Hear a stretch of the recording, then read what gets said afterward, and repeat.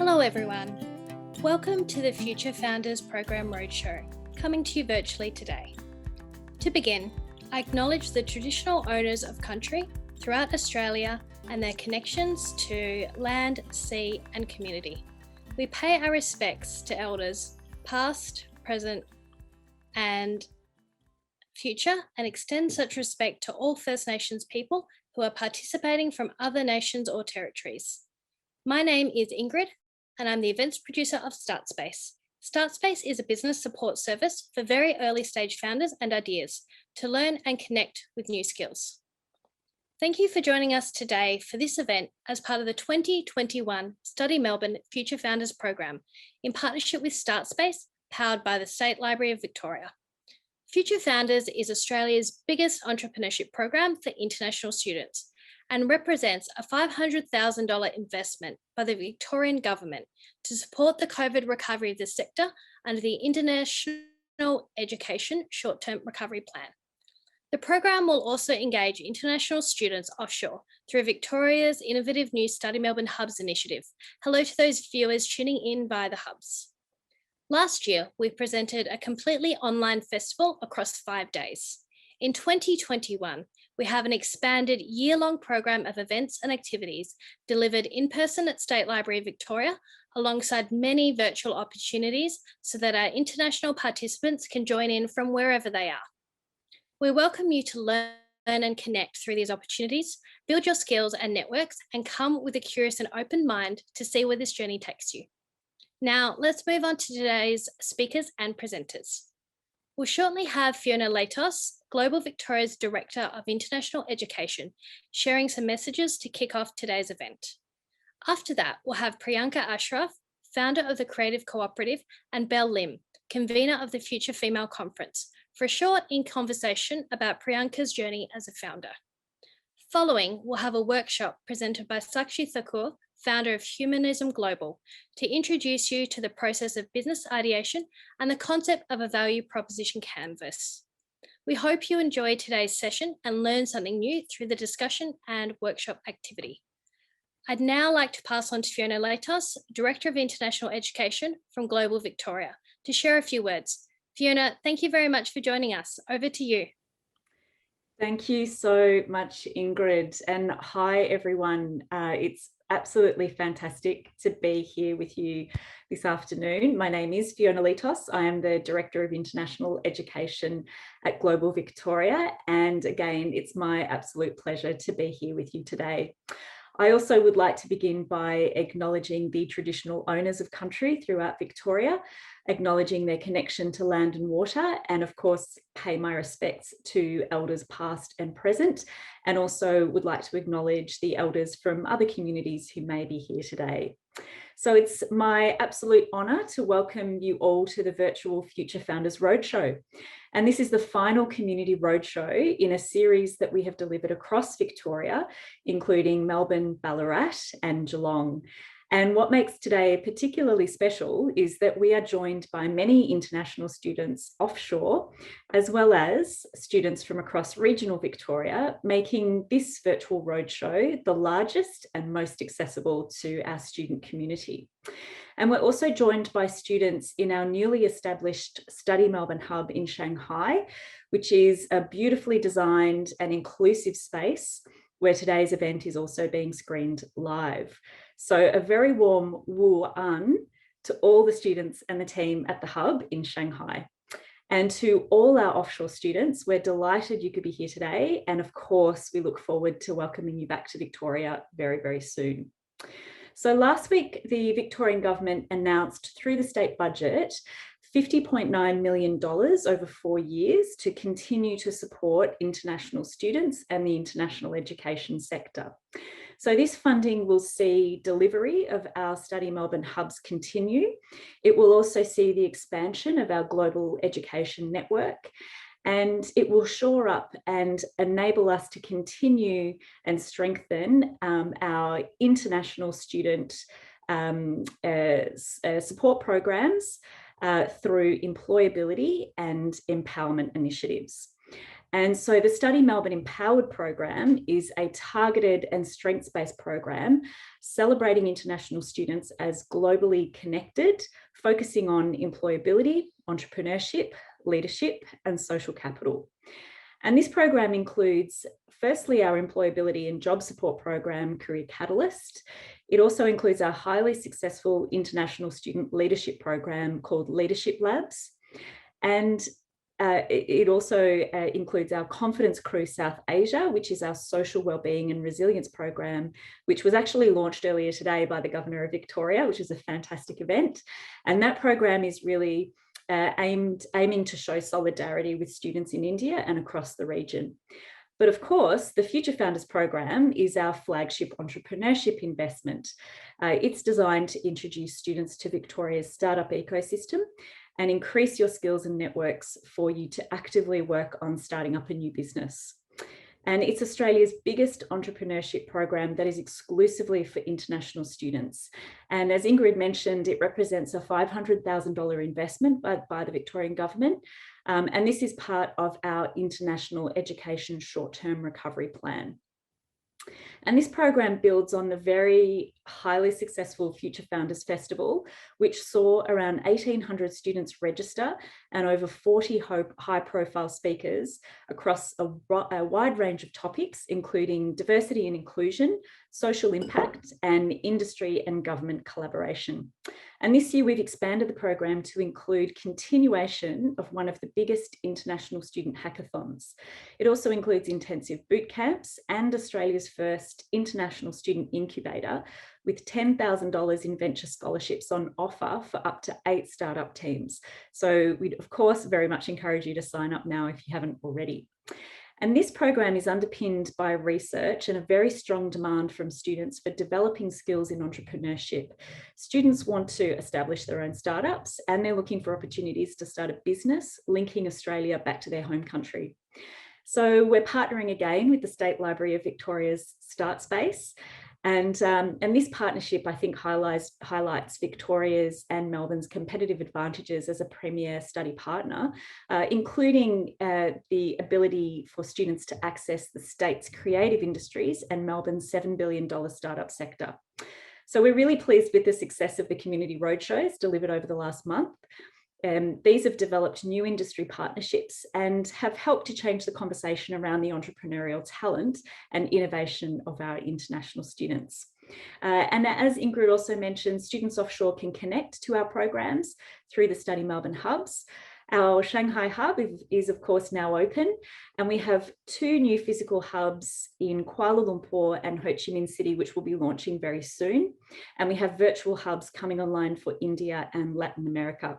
And the hubs are a really great way to come together physically and virtually for students to network, collaborate, and innovate. But we're here today to talk about female entrepreneurship. So later this afternoon, you're going to hear from some very inspiring women in business leaders, including the founder of Victoria's Future Female Conference, Belle Lim.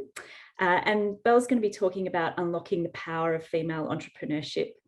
And in addition to working with Belle across many of her leadership roles and being in awe of her amazing achievements, I'm also very proud to be working with a number of very talented women leaders within the Victorian government.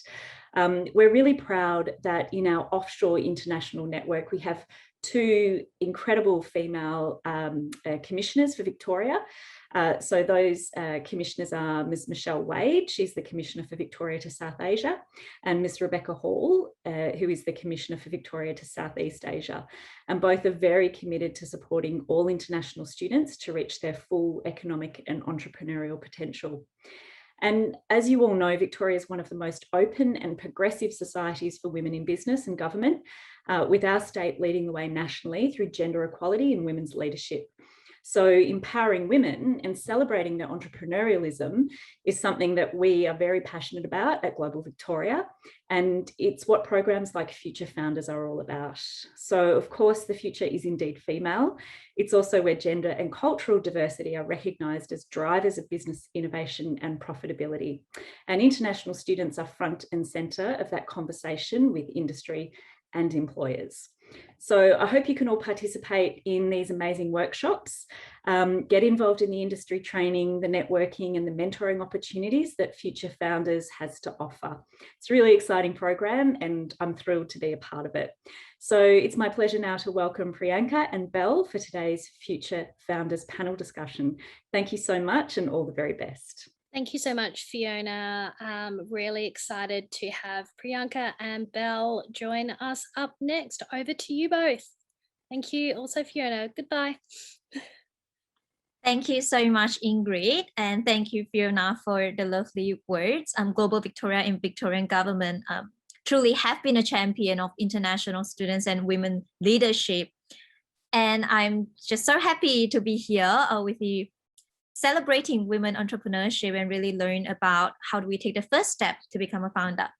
So my name is Belle Lim. I am an international student from Malaysia. I'm currently serving as the president at the Council of International Students Australia. And I'm also the founder of Future Female, a space for ideas and conversations from international students and women of color that is supported by Study Melbourne. Today, we have an absolute treat for you. That is a conversation with Priyanka Ashraf. So Priyanka, why don't you start with telling us a little bit about your journey so far?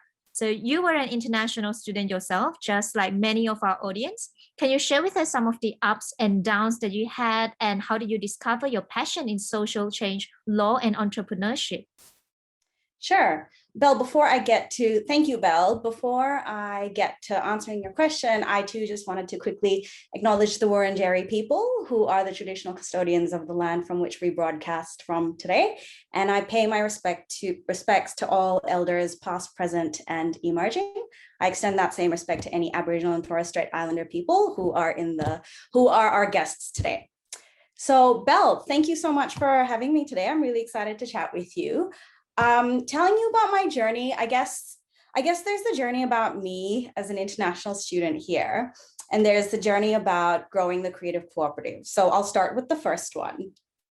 I'm not going to tell you how long ago this was, because then you're going to know exactly how old I am, but let's just say a long time ago, I came to Australia and I was an international student here. I was studying law, and it was in my mind that 100%, that's a safe profession. That's where I'm really going to put all my efforts, and that's where my career is going to go. But as luck would have it, I found out about this little innovation club at my university called the University of Canberra. And it was part of this program called Innovation ACT. And that's when I started getting really interested around the whole idea of entrepreneurship and how do you start creating completely new roles. Like, what if you could have the dream job that you made up for yourself? Like, what could that look like? And so for me, that was literally starting my own little online boutique, which I ran from my dorm room. I literally ran it from there. And very quickly, I realized that, hang on a second, do I really want to keep going with this particular path, or do I want to just focus on this startup? And actually, after some thinking, I realized, no, you know what? Now is not the right time for me to build this, because I want to first have all of the skills in my toolbox so that when I do want to start my startup, I'm going to have all of that foundational skills ready to go. And so I guess for me, it wasn't necessarily the case that you couldn't do the same at the same time. So I kept studying, but at the same time, I kept a really close eye on what was happening in the innovation ecosystem overall. So, I went and practiced law for a few years. I found it pretty disenfranchising. I wasn't really happy with just how reactive it was. Like, you'd have a problem and then you're trying to solve it, but by the time you're trying to solve it, the damage is done. And, that didn't feel particularly empowering for me. And so I started pivoting away from law. I followed my interest in innovation and tech, and I somehow went down the blockchain rabbit hole, as you do, right? And I guess there is a very close distinction, because at the time, looking at law and looking at how elements of blockchain like smart contracts applied, that's kind of what started it for me. So I started going to meetups. I started going to events. I was literally subscribing for every single newsletter out there that related to startups, that related to meetups. I started meeting people. I started asking random people who I really respected to mentor me. And lo and behold, all of a sudden, they're sharing other opportunities with me. And that's actually how I came across my first big opportunity, which was to apply for a scholarship with MIT over in the US to actually learn about blockchain. It was an accelerator program. And so I went, I did that. And after that, like my life had completely shifted. I came back and I really made the decision, that's it. I've got some great skills that I picked up from my law degree, but I really want to apply it in tech. So I spent a bit more time working in, I actually spent a bit of time working in tech startups. I really enjoyed doing that. I worked across a different variety of roles. I worked across operations, community, marketing, growth hacking, strategy, sales. Like, I mean, you do everything in a startup, right? But then I also came to a point where I thought, just imagine if I had like really like big corporate experience, which I could then keep adding to my little toolbox. So then I went and worked at PwC for a few years. I joined their emerging technology team. And yeah, that was pretty interesting. I liked it. It definitely gave me a lot of the skills that now when I look in hindsight, it gave me a lot of the skills I needed eventually to run my own startup successfully. Yeah, so then from PwC, I then again went back to the startup ecosystem because I feel like once you get a taste of the startup ecosystem, like you never go back, right? You might go away for a bit, but you always come back. So then I joined this Ethereum infrastructure company called ConsenSys, and I was heading up their growth function in Australia, community and ecosystem growth, which I absolutely loved. And you know, like from there, like COVID-19 hit, and I guess now's where I guess we're getting to, you know, the part about how the Creative Cooperative came about. So COVID-19 hit, and you know, like everybody else, I started freaking out. What am I going to do with my career? What am I going to do? So I'm applying for jobs left, right, and center with like, you know, and competing against all of these other people who've been impacted by COVID-19 and the pandemic. And then, you know, I kept going and I kept getting knocked back. And I came to a point, and this, you know, like this for me, I guess this for me is when the penny really dropped, right? The penny dropped for me when I realized that maybe something is going wrong. Maybe I shouldn't keep applying for jobs. Like maybe I need to take a different route, and maybe I need to start my own thing. This is incredible. What an incredible journey that you have taken so far and still continue to be on. I think what you mentioned about the ability to create change and taking ownership, it really is the attraction of entrepreneurship for many of us, isn't it? Yeah, 100%. Was it daunting for you at that time to change your career path? I think that, you know, learning from your story, you have taken that a few times along the way. How did you make that decision? And can you share with us the aha moment that you had that led you to found the Creative Cooperative? What was the important insight or decision that really changed your outlook? Yeah, sure. So I think like fundamentally, there's something quite, it's linked, like being an international student, like living in a foreign country. Number one, you've got to figure out the culture, and then you've got to figure out like, you've got to figure out the frameworks around how society and economy and opportunities and like you've got to figure all of that out, right? So I feel like whilst I was studying, in addition to figuring out law, I was also trying to figure out all of these other things that you don't necessarily like learn at uni unless you know where to look, right? And so for me, participating in all of these different innovation programs, for example, through my uni, but then also through the startup ecosystem, I think that's where I started absorbing this mindset around pivoting. So you start working on something, and if it doesn't really feel like it's working well, like, you know, if it's working well or not, I think, or maybe that's something that you need to develop as a skill set. Maybe that's something I developed as a skill set and other entrepreneurs develop as a skill set. But for me, you know, I'd keep like putting all my efforts into a particular area. And then I felt like, you know what, this isn't really driving value. And at that point I'd pivot, right? And so to everybody else who didn't come from this entrepreneurship background, they were just thinking, why do you keep changing your mind? Why can't you just stick to one thing, right? And I guess like rewind a few years, okay, maybe rewind like many years. And now it's like, well, if you're not moving and pivoting every few years, like what are you doing, right? Because that's how innovation works. So I guess for me, I kept changing until I kind of went with where the value went, right? So for me, what I felt was value, I kept pivoting until I hit what felt like it was valuable. Now, in terms of when the aha moment for me was with the Creative Cooperative, it was literally, it was actually a deeply, deeply personal moment for me. So last year, I think a lot of people woke up during the murder of George Floyd, right? It was like this global wake up. And if I think about the impact of that on me, like someone who's like living a really, really far away place, I think a lot of us can, like, we all relate to this, right? It's almost like that was the moment where I realized, why do I keep applying for all of these jobs? Why am I keep competing? And maybe on the other end, the people who are making an assessment about my ability, they don't actually know how to do that. So why don't I figure out how to actually overcome that and create an entirely new way of working? Like, how about I just start my own company? And that is literally how the Creative Cooperative started. And it was seriously, there was no, grand plan. I feel like all of the other, like typically when you go through any incubator program, like there's so much theory, there's so much innovation theory. But literally it was my friend and I, who is also a former international student. She came here from Korea. And I'll actually tell you about her a little bit later, because we, like this time last year, we pitched the Future Founders Festival. We pitched at the competition and we came second place. And that was like our first money to do something and like start from there. But anyway, I guess it was literally her and I just thinking, okay, what are we able to do? What are our skills?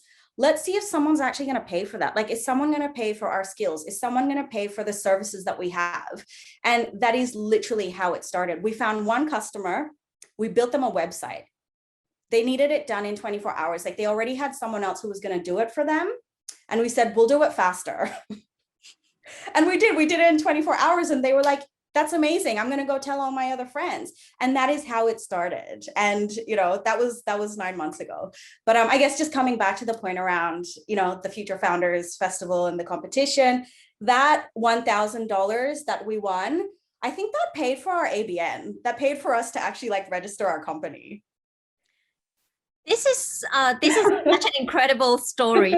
And I think that, everyone in the audience would be like me, thinking that this is such an incredible story that started from an idea. Like, you see a need and you just had an idea and you tried it, and here you are 9 months later and you're running a successful startup.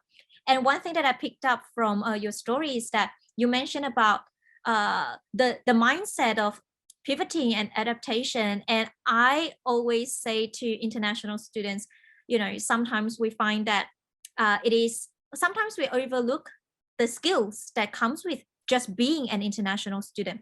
The learnings that we go through as an international student in a different country is incredible. We absorb, as you say, the mindset of resilience and adaptation and creativity.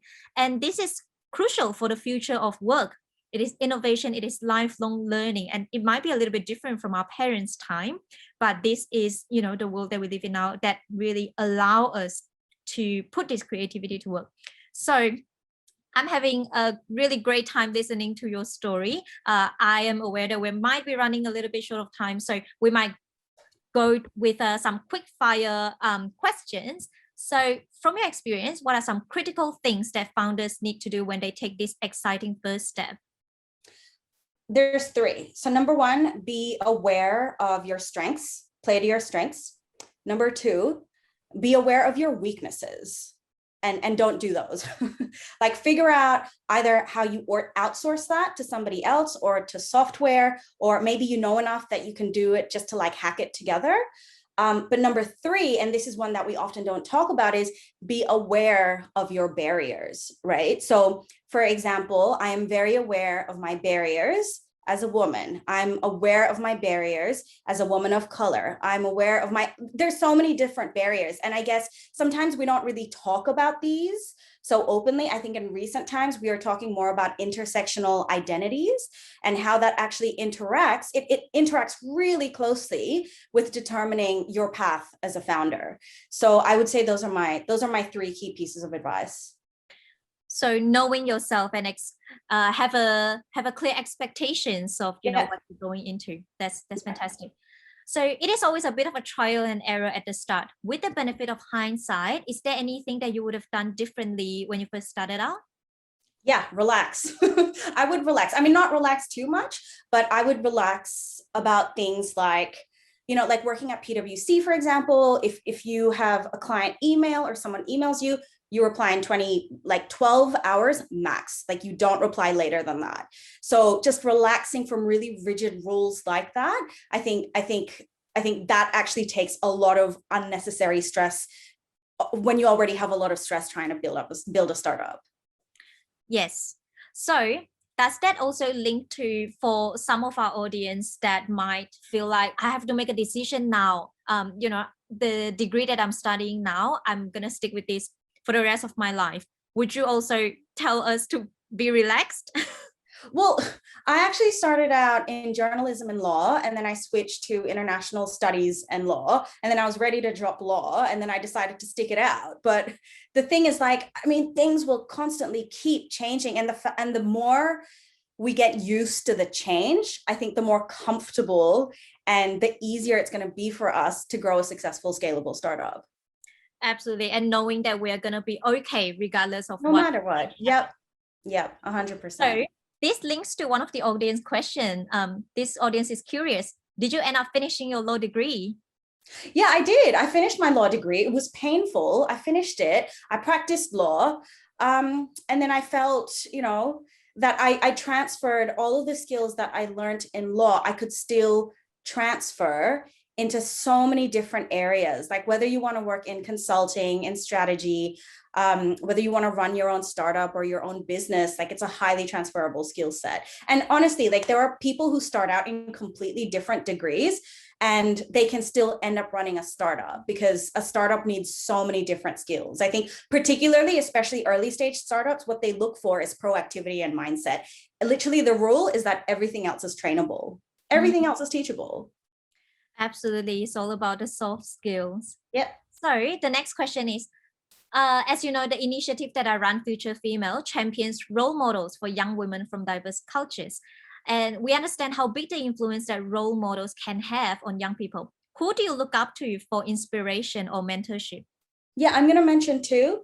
So Jira Lula, she's a Yorta Yorta and Wiradjuri woman, and she's the founder and director of Kalinya Communications.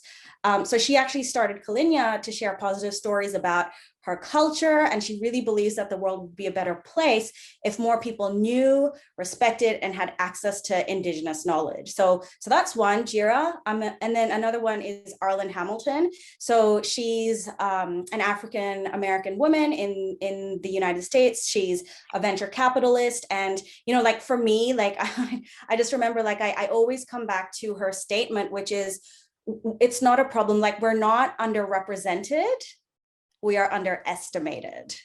So this is something that I come back to all the time. And I feel like from both of these amazing leaders, I draw a lot of inspiration, and I'd really recommend everyone to look them up. Well, certainly. And I'm sure that you are the role model for our audience today as well. And yourself too, Belle. Oh, thank you. So if anyone has any question that you want to give to Priyanka, please type into the Q&A box below. But from me, my last question is, what is one piece or multiple piece of practical advice that you want the audience to take away today, either for their career, their future business success, or personal advice?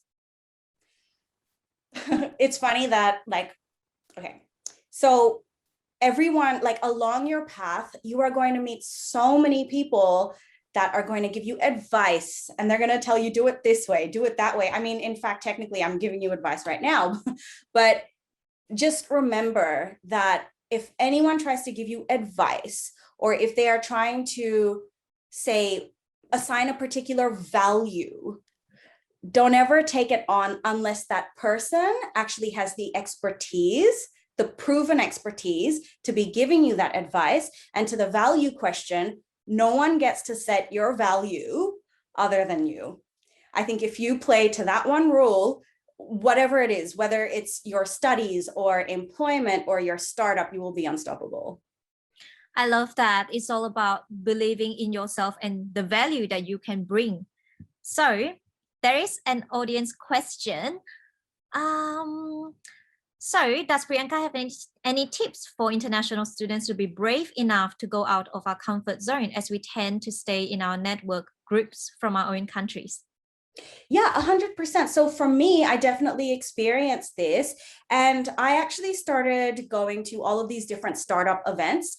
And the reason that startup events, startup community in particular, like they're literally, it doesn't really matter what their identities are per se. They might be from so many different countries. They might be from different cultures. They might be different genders, but they've all got that same interest, mindset, and hunger in problem solving. So what I would suggest is connect yourself with people like that, because they're the ones that are hungry to try new things and meet new people. So for me, like even the people that I met however many years back at the very start of my entrepreneurship journey, like today, however many years later, they remain my friends, mentors, clients, co-workers. So I would really, really suggest check out what startup events are happening near you and sign up for them all. Well, that is fantastic advice. And that also boosts our cross-cultural competence that will, give us the ability for the future of workforce. Well, thank you so much for giving us your time today, Priyanka. Everyone really enjoyed listening to you. You are an inspiration for myself and our audience today. Likewise, you too, Belle. Thanks for having me. Thanks, everyone. Thank you so much, Belle and Priyanka. Wonderful discussion, and really appreciate you sharing, Priyanka and Belle. Thank you so much for bringing so many insights through that discussion. Now I am excited to introduce Sakshi Thakur, who is going to kick off our workshop. So everyone, a round of applause for Belle and Priyanka, and welcome, Sakshi. Thanks so much, Ingrid.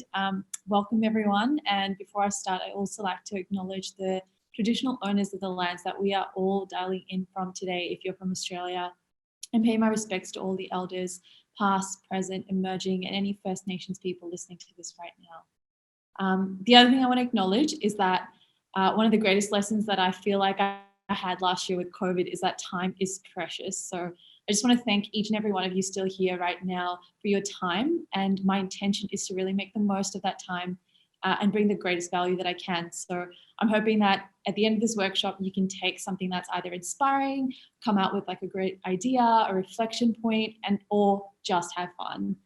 And with that being said, what to expect for the rest of the workshop. So we will go through a little bit of a startup trivia just as an icebreaker.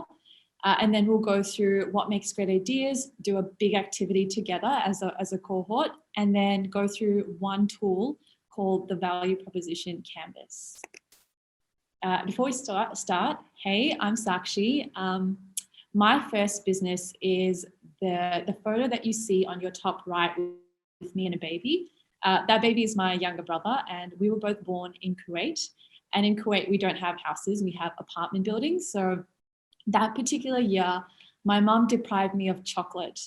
And when my brother was born, he had a really cute face. And I just put 2 and 2 together. And I thought to myself, wow, I'm just going to pitch my brother being like the cutest baby in the world to all of my friends and tell them that if they wanted to visit and meet my brother, they have to bring chocolate to my house. And so that one particular year, I ate a lot of chocolate. But then my brother grew older. He wasn't as cute anymore. So it was a failed business model, and I learned a lot. And then my second business was the one underneath that photo, which is of me and a laptop in Oman. So in Oman, which is where we migrated, having a laptop and a colored printer is such a privilege. So what I would do is I would go to school, ask my friends, is there like a picture that you wish you had in your room? I would take note, come home, Yahoo image all of those and print them out for them and give it to them at lunchtime. And then they would give me a quarter of their lunch money, and I would collect all of that and buy myself some chips. The reason I go through these 2 examples is because for a long time, I used to think that I'm not made for business or startups.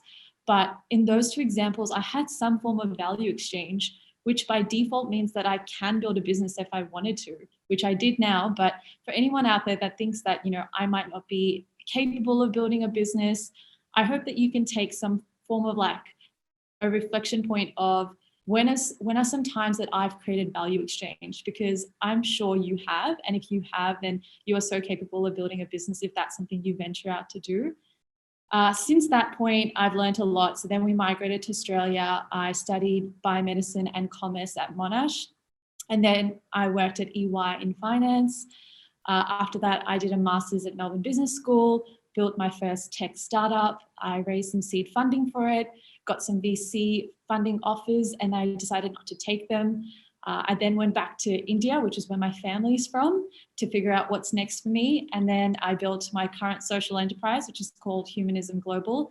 And we work with women from low socioeconomic backgrounds in a small town called Pondicherry. And we give them dignified textiles education and then employment at this big centre that we now have. And the way that we give them employment is by selling event merchandise to big corporates in Australia. So the women make lanyards and tote bags and commercial t-shirts with other company logos. So yeah, this is a picture of all the women I am so privileged to get to work with. Okay, cool. Now to get into some trivia. So how this is going to work is on your screens, you should see a little poll pop up. If you don't, just let us know in the Q&A. But essentially what you'll see is 3 questions, and we're going to go through these 3 trivia questions. The intention of this is to get to know some of the businesses we're familiar with, but also have a bit of fun, because trivia is always fun. So I'll quickly go through each question and only give you 5 seconds to answer them. So don't overthink the responses, go with your gut feel, and I won't even know if you got them right or wrong. So don't feel like you have to worry about that. So the first question is, which startup sold Obama O's and Captain McCain cereal to fund their startup? So now we're just going to have like an awkward 5-second moment. So I'll let you guys to answer those questions. Cool. Next question. Which one of the following was Apple's first logo?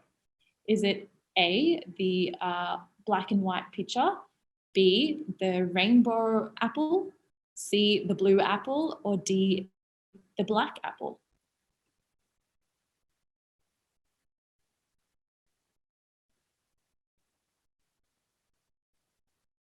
And the last question is, which startup / business was founded during the 2008 recession?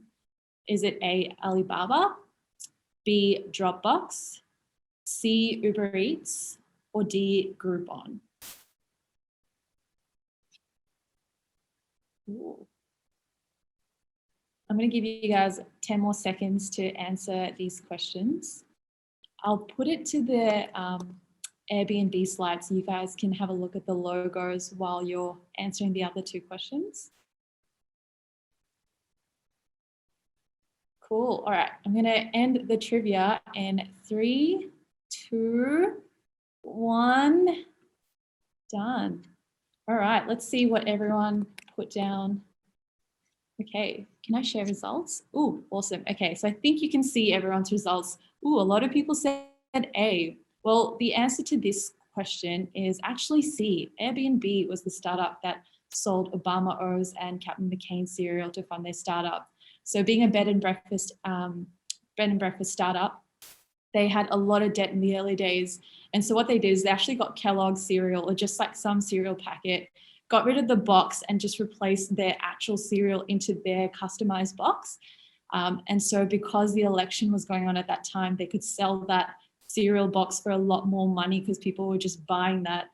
And so they were able to pay off a lot of their debts during the early startup days through the cereal box. And I think that's a really good example of how you can be creative with your ideas when you are building a business if you decide to go down that path. Ooh, okay, so we had a lot of people say B for this one. You know, I thought it was B too, but it's actually A. A was the first logo. And if you can't see it on your laptop, it's actually like a person against a tree with a real apple and this massive like flash around it. So that was the first one. And then the second logo is the colorful one. So B is pretty close. And then the third one is C. And then the fourth logo, which is what we see now, is D. Okay, and so for this one, we had a bit of a mixed bag, but most people got this one right. It's Groupon. So Alibaba was 1999. Dropbox was like a year before the recession. So that was like a trick question. That was 2007. Uber Eats was much later. So that was 2014. And Groupon was the 2008 one. Awesome stuff, guys. I'm going to stop sharing the poll. Cool. All right, we'll get into the workshop now. So what is a good idea? I think the best quote that describes what a good idea is this one by a really famous partner from one of the best accelerators in the world called Y Combinator.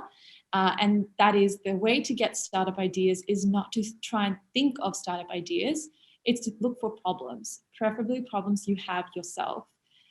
When I was starting off, I remember I used to just jump to ideas that sounded cool and creative, and I would have to literally pause and remind myself that some of these ideas are not solving a problem, therefore there's no purpose to those ideas. So what I hope you take away from this is next time you have a really great idea, just ask yourself the question, what is the problem I'm solving with this idea?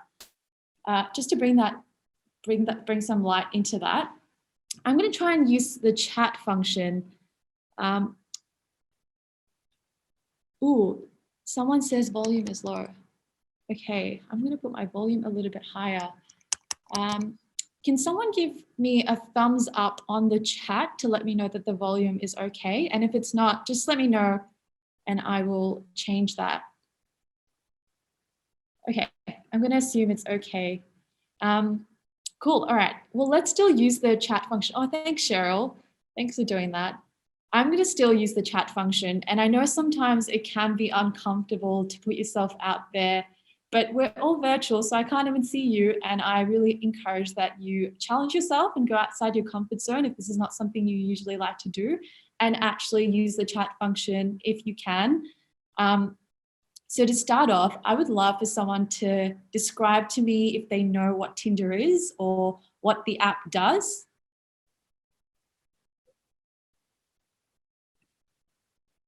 Okay, if no one does, it's all good. I'll talk through Tinder. Tinder is online dating app. Thanks, Tara. Swipe left, swipe right, love it. Dating app, online dating, love it. Thank you so much, guys. It is an online dating app. You swipe right if you like it, swipe left if you don't like the person, and hopefully you meet someone on the app. Now, the person standing in front of this picture is Whitney Hurd, who's one of the co-founders of the particular app. But she left Tinder because she experienced sexual harassment in the tech industry at that time. And she also recognized that a lot of underrepresented people using the app, and at that time it was women, people of color, also reported sexual harassment, but Tinder didn't do much about it and it conflicted with her values. So she decided to step away and leave. But as she left, she also faced a lot of scrutiny from the tech industry. And she felt like there was a lack of tools and kindness to empower women in the tech industry. And so she used that problem that she was facing as the problem she wanted to solve going forward. So what she did after that, after she defined the problem that she wanted to work on after Tinder, was create this platform called Messi.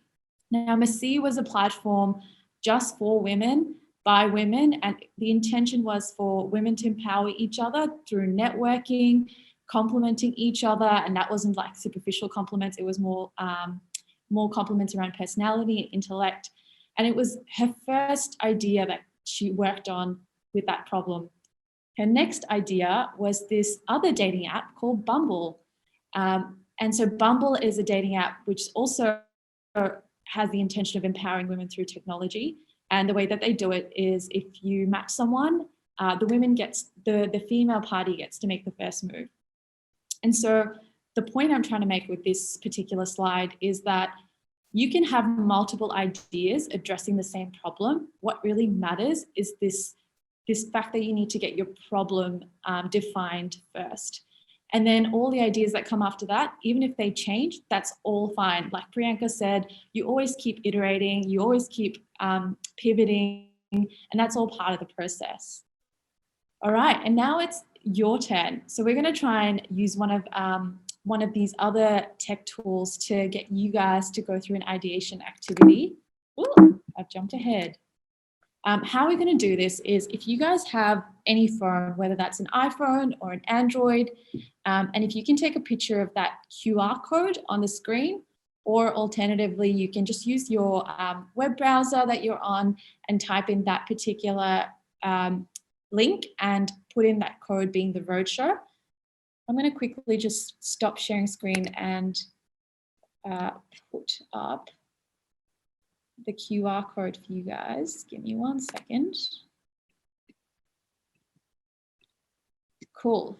So yeah, if you missed the previous slide, just take a photo of the QR code. You should get it straight on your phone, or alternatively, put in the website and put in the roadshow as your code, and you should get this question.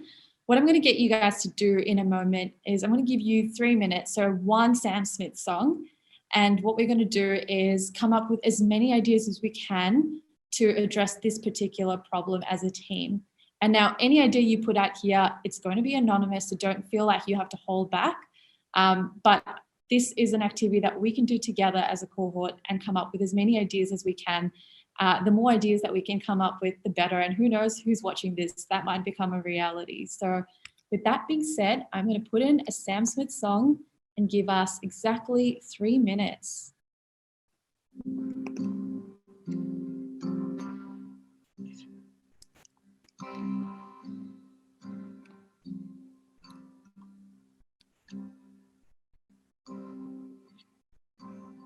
Oh, I love it. Provide a social matching service for students to study and hang out, like a Tinder for hanging out with friends. Really cool.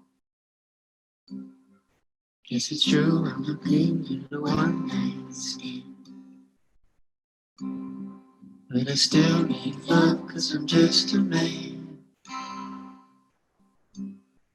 These nights never seem to go to plan. I don't want you to leave, will you hold my hand?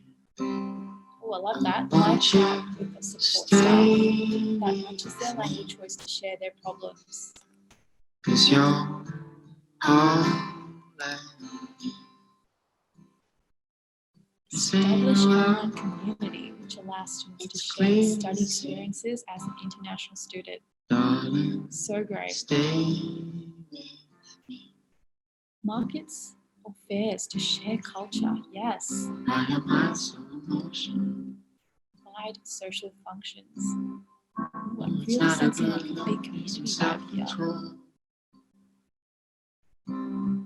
Deep down Mental health support groups for international students. Super important. Love it. you can lay Skills through employability, support through paid internships and coaching. won't Oh, you super important. stay? Online groups and activities that they can join when they're on 'Cause you're quarantine. Yes, that's a very good one. Organize targeted events for job seekers and employers. Really important. Clear. An app that's like a virtual breakout mystery room, leading them to focus closer to their likes and preferences to meet international students with the same likes and interests. Yes, you really thought that one out for a bit. Love it. 'Cause you're all I need. All right, I'll give you guys 10-15 more seconds. Oh, entrepreneurship class. Yes. Skills, building for careers, job interviews, resume, business. Love. Use music to socialize. Yes, definitely. Hopefully this music is helping you socialize. Career talks or job placements. Oh, that's the end of the song. Thank you so much for everyone that contributed to these ideas. They're all amazing. In-person meetups at their own countries for those who are stuck and can't come back to Australia yet. Huge one, definitely. I mean, when this comes out on LinkedIn or wherever the platform is, definitely comment and hopefully like figure out a way that you guys can make this happen.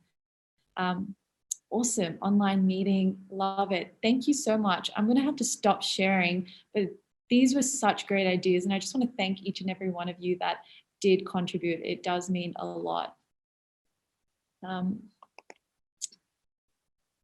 Cool. Well, I'll just quickly get back to the slides. Screen share. Again, thank you so much for that, guys. That was really, really great. And the purpose of that is just to remind you that there's no such thing as a bad idea. Every idea is amazing and has so much potential. It's just defining the problem, and you guys did an awesome job. So really, thank you. Now we're going to talk through something called value proposition. So value proposition is essentially like a summary of the value you provide through your product or service to your stakeholders. And your stakeholders are people like the people using your app, or your customers, or your beneficiaries, and the people you're impacting, etc. So some examples are, so this is Tim Fung, who's the founder of Airtasker. Does anyone, actually, I'll just go through it. So Airtasker is a startup that you can put a job that you want to get done on, or you can also accept a job that you think you can do for some payment. And the value proposition for Airtasker, for example, is hire skilled people and earn extra money today. So it's that one summary of like the value they're providing. Another example is this one called Canva, and the founder of Canva is, one of the founders of Canva is Melanie Perkins. And they're essentially like a platform that you can get all kinds of creative assets like graphic designing, brochures, posters, etc. And their little value proposition is everything your team needs to make amazing content. For someone who doesn't have a background in graphic design or any form of design, that's literally like the value it provides for me. So they've got this like really concise value proposition / statement of value that they provide, but how they get there, there are just so many tools. And one of the tools is this thing called the value proposition canvas. Now I'm going to go through an example of how you, a company, or you, a founder of a company, might use the value proposition canvas. So the circle is usually the customer, and the square is you, the business, or your platform, or your service. So the circle, I'm going to use me, Sakshi, as an example to go through this. So pretend Airbnb is using the value proposition canvas, and the type of customer I am is a customer that's looking for a place to rent. So I'm not the person that's renting my space. I'm the person that is traveling and is looking for a place to rent. So we'd start with the job to be done. So Airbnb would ask themselves, what is the job that Sakshi, the customer, wants to get done? Sakshi, the customer, being me, wants to just find a place that I can book a place to rent. A platform, I can book a place to rent. That is literally what I need to get done. Then Airbnb would ask, what would make Sakshi, our customer, happy? So what benefits is Sakshi looking for during this process of booking a place? So for me, it's cheaper accommodation because I'm all about saving money. For me, it's a local experience rather than the hotel experience. And also like the flexibility to change dates because I love traveling and not having a plan. So then Airbnb would ask, okay, what troubles you, Sakshi, in doing this job? Like, what are the things that prevent you from getting that job done quickly? So for me, it's safety concerns because I travel in these new areas and don't know enough about it. So I'm always worried about safety and whether different areas have different safety concerns I should be aware of. And then the second thing is, I don't know how I feel about living with strangers sometimes. It's just like a due diligence process I have to go through. So Airbnb would just listen to me, the customer, and all my concerns, all the things that would make me happy, and then make sure that their platform addresses all those things. So on the right, on the square, we have this thing called the Gain Creators. And what they've done is they've created a platform that gives me, exotic and home-like spaces. So I have all these options. It gives me the price range option so I can pick the cheap accommodation for myself. Also gives me the flexibility. And then it's got the pain relievers. So things like the review option, so I can actually have more confidence and assurance that this person I'm staying with may be a stranger, but they're a great stranger to live with because I've read reviews from other people who've enjoyed their time with them. It can be the vetting of hosts. It can be the guarantee of quality accommodation. So all of these things in the pain relievers box on the left are things that are alleviating the stress that comes with safety for me or the quality of accommodation for me. So this is just an example with Airbnb. And so to bring that all to life, in the early days, the value they were adding to their customers is this list on the left. And therefore, the value proposition was book rooms with locals rather than hotels for customers like myself. And so the reason that's the value proposition is because in the early days, they realized that the greatest value add that they were having was the local experience. They just really hounded down on that value prop. And then for hosts, which is the other customer segment, and if I was Airbnb, I would do a whole other value proposition for hosts because they've got different needs. But on the left is a list of value that they add to hosts. And so their value proposition was really the earn extra income and unlock new opportunities by sharing a space, because the income generation part was the real value add for hosts. Awesome. Well, this is a screen that I just left there for anyone that wants to take a screenshot, but all of these slides will get sent to you anyway. So if this is a tool that you want to use in the future, know that this is available for you and to you. But that's it from me. That's a wrap, but I will open the space for any questions. If anyone had any, feel free to just add them in the chat box. And while I'm waiting for some questions, I just want to thank everyone for your time again. I do really appreciate it. And I hope you took something away from this workshop. So I'm going to leave it to you guys. If you guys have any questions, feel free to type them in the chat box. But if not, I will hand it over to Ingrid to talk about next steps. Hi, everyone. Thank you so much, Sakshi. That was fantastic. I really enjoyed the session and I really enjoyed that trivia. Lots of surprising answers there, especially the Apple logo, which Sakshi, I believe that is a drawing of Isaac Newton with the apple above his head, like hitting him on the head, and the theory of relativity, I suspect.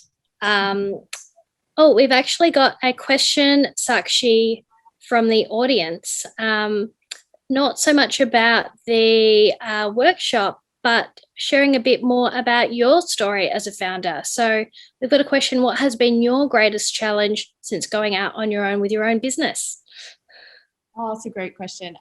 Well, I did start in the industry being EY, and being a person of color, it's definitely something that my parents and community thought was necessary to have stability and security, which came from working in industry. So going on my own meant that I didn't have that stability or security. And so the greatest challenge is convincing people that what you're working on is worthwhile, despite the fact that you don't have the security and stability. And so I think the challenge was less that I was okay with it and more being okay that other people didn't understand it. But what did also help is having seed funding, such as the one that this program can potentially provide for founders out there, to give me that security and stability that I needed to just survive and work on the idea that I wanted to. So the greatest challenge is really just backing yourself, getting security and stability, and being okay with the fact that other people don't understand why you're doing what you're doing, but you do, and that's all that matters. So that's a really great question. Thank you. Sakshi, just on that as well, did you start Humanism Global as a side hustle? So you're still working in your career, being employed, still able to pay your rent because you had a wage coming in, but did you start your side hustle while you're still working? I didn't. I started my side hustle full-time, went all in. So Humanism Global, I went all in for a short period of time because I knew how much money I had left to survive for that short period of time if I went full time. And then I got a consulting job to work on it part-time, and then also have consulting bring in some money for me. However, I also went through multiple accelerators and got some seed funding through that in order to support myself, but also support the growth of the business to get to where it is today. Yeah, really fascinating to hear that and to understand the process of you planning to set yourself up to make sure you could back yourself and didn't have to worry, from day one about funding, but had a plan to bring some more funding in. Has anyone got any other questions for Sakshi? Otherwise, I will chat to everyone about the next steps. So thank you, everyone, for coming to today's event. And thank you again to Sakshi for that amazing session. I hope everyone following along at home got a lot of value out of the workshop. And also I'd like to say a big thanks to our special guests, Fiona Latos, Priyanka Ashraf, and Belle Lim as well. We really appreciate your contribution. And to our virtual audience as well, we appreciate you showing up and learning with us here today. So what's next after this? As Fiona mentioned, there's a lot coming ahead for the Future Founders program. We have an exciting program rolling out across the whole year. So we are inviting you to get inspired, grow your capabilities and build your networks at the Future Founders Festival this July, which is going to be in person and also with some virtual offerings. And then beyond that, take the next step and commit to your business with our intensive boot camps later in the year. And then finally, get funding and mentoring you need with our Venture Scholarship program. So please head to the website up on the screen there, startspacehq.com/Future Founders to find out more and see what's coming up in the Future Founders program presented by Study Melbourne and StartSpace. So that is all for us today. We look forward to seeing you again soon, and thank you so much for joining us. And I'd like to also ask everyone to give Sakshi a little virtual round of applause, some reactions in the chat, and also I think a big round of applause to everyone for showing up and being here. Well done, everyone.